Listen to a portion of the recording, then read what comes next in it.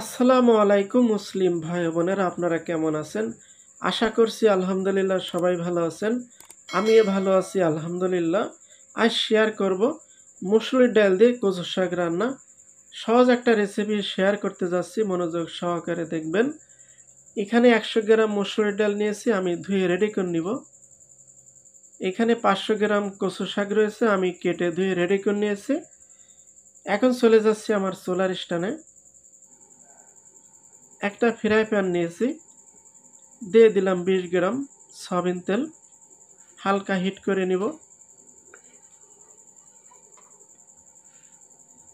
দিয়ে দিচ্ছি অল্প পরিমাণ মতো পেঁয়াজ কুচি। আমি চুলার হিটটা হালকা বাড়িয়ে দিলাম। এখন দিয়ে দেব মসুরির ডাল। আমি ডালটা ধুয়ে রেডি করে নিয়েছিলাম। এখন আমি ডালটা ঘি কালার করে ভেজে নিব।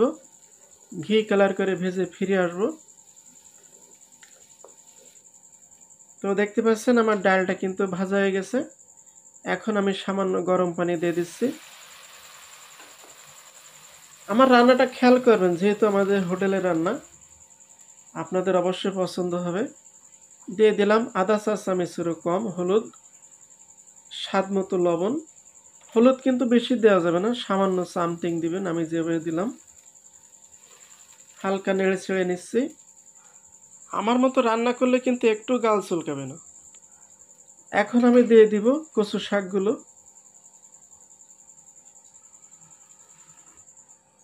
তো কচু শাকগুলো দিয়ে দিলাম, সামান্য একটু গরম পানি দিয়ে দিব, তাহলে কিন্তু ডাল এবং শাকটা সিদ্ধ হবে।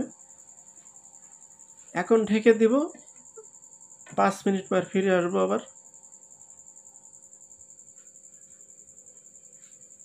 5 মিনিট পর ফিরে আসলাম। তো আমার ডাল এবং কচু শাক কিন্তু এখনো সিদ্ধ হয়নি, তো আমার আরও পানি দেওয়া লাগবে। তো আমি আর একটু গরম পানি দিয়ে দিব। তো একটু গরম পানি দিয়ে দিলাম সামান্য। এবার আমি ডাল এবং শাকটা ভালোভাবে সিদ্ধ করে ফিরে আসব।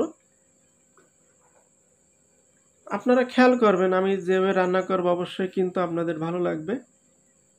তো দেখতে পাচ্ছেন আমার ডাল এবং শাক কিন্তু সিদ্ধ হয়ে গেছে, দেখতে পাচ্ছেন। যদি আপনাদের ডাল সিদ্ধ না হয় তাহলে কিন্তু আপনারা একটু গরম পানি দিয়ে নেবেন, ভালো করে সিদ্ধ করে নামিয়ে নেবেন। তো এখন আমি নামিয়ে প্যানটা খালি করে নিব। তো আমি প্যানটা খালি করে নিয়েছি। এখন আমি দিয়ে দিলাম, এখানে 30 গ্রাম মতো সয়াবিন তেল আছে। দিয়ে দিলাম পরিমাণ মতো সরিষার তেল। তো এখানে প্রায় 60 গ্রাম আছে তেল। তো আপনারা যেমন তেল খেতে পছন্দ করেন তেমন নিয়ে নেবেন। এখানে দিয়ে দিলাম আস্তা শুকনো মরিচ, মরিচগুলো ভেজে নিব। তো দেখতে পাচ্ছেন ভাজা হয়ে গেছে। এখন দিয়ে দিচ্ছি পেঁয়াজ কুচি। এখন দিয়ে দিব রসুন কুচি।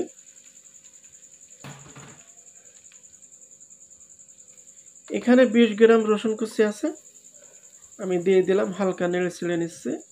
এখন দিয়ে দিব কাঁচামরিচ।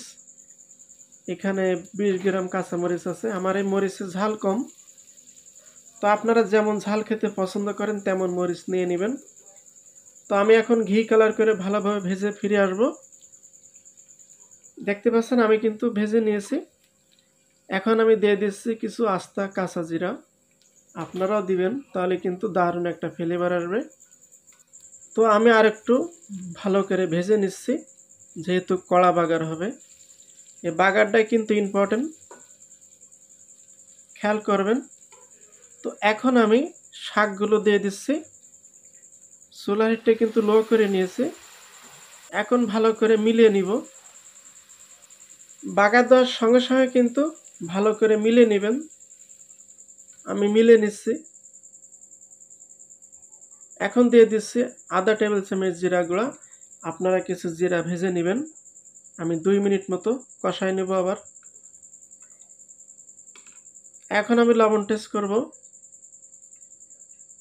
তো আমার আর একটু লবণ লাগবে, তো লবণটুকু দিয়ে দিলাম। তো 2 মিনিট মতো কষায় ফিরে আসবো। তো আমি কষায় ফিরে আসলাম, দেখতে পাচ্ছেন দারুণ একটা কালার চলে এসেছে। আপনাদের অবশ্যই পছন্দ হবে।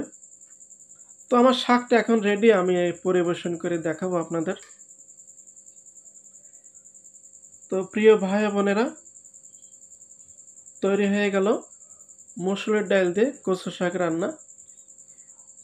আজকে কচু শাকের রেসিপি যদি ভালো লাগে অবশ্যই ভিডিওটা একটা লাইক কমেন্ট করে জানাবেন এবং বাসাতে অবশ্যই ট্রাই করবেন, ট্রাই করতে ভুলবেন না। আজকের মতন বিদায় নিচ্ছি, ভালো থাকেন, সুস্থ থাকেন। আসসালামু আলাইকুম, আল্লাহ হাফেজ।